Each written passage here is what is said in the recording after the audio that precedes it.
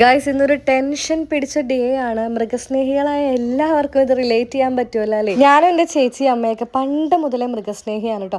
അമ്മയാണിത് തുടക്കം കുറിച്ചത്. പൂച്ചയും പട്ടിയൊക്കെ അമ്മയ്ക്കായിരുന്നു ഇഷ്ടം, പിന്നെ അത് ഞങ്ങളിലോട്ട് മാറി. അപ്പോൾ ഇന്ന് ഞങ്ങളുടെ നാടൻ പൂച്ചയ്ക്ക് തീരെ വയ്യ. എൻ്റെ കണ്ണിങ്ങനെ പുറത്തോട്ട് വന്ന് വീർത്ത് നിൽക്കുന്നു. തോപ്പുംപടി കൊണ്ടുപോയപ്പോൾ അവരെടുത്തില്ല, നേരെ ഫിലിക്കൻ തൃപ്പൂണിത്തുറയിലോട്ടാണ് കൊണ്ടുപോയത്. അമ്മയാണെങ്കിൽ ഇതേ നല്ല ടെൻഷൻ അടിച്ചിരിക്കുകയാണ് കേട്ടോ. ഈ കണ്ണ് വേണമെങ്കിൽ നമുക്ക് കണ്ടില്ല എന്ന് നോക്കാം, പക്ഷെ നമ്മുടെ വീട്ടിൽ തന്നെ നമ്മുടെ കൺമുന്നിൽ കാണുമ്പോൾ സഹിക്കാൻ പറ്റില്ല അല്ലേ? അങ്ങനെ സർജറി കഴിഞ്ഞ ആളതെ നല്ല മയക്കത്തിലാണ് കേട്ടോ.